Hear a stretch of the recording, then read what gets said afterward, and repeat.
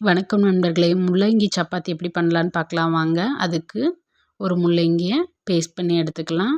ஒரு பவுலில் 1 கப் மாவு சேர்த்து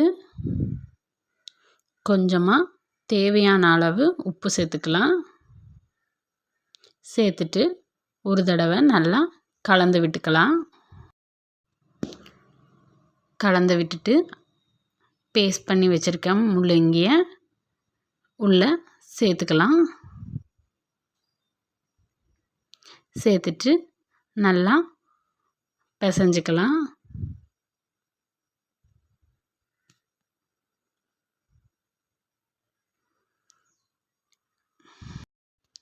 தேவையான அளவு தண்ணியை ஸ்ப்ரே பண்ணிக்கலாம். இந்த பதத்துக்கு பிசைஞ்சு எடுத்துக்கலாம். கொஞ்சம் மாவு எடுத்து தேய்ச்சிக்கலாம்.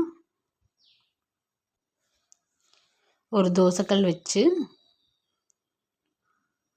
தேய்ச்சி வச்ச மாவு உள்ளே சேர்த்து எண்ணெயை தேய்ச்சிக்கலாம்.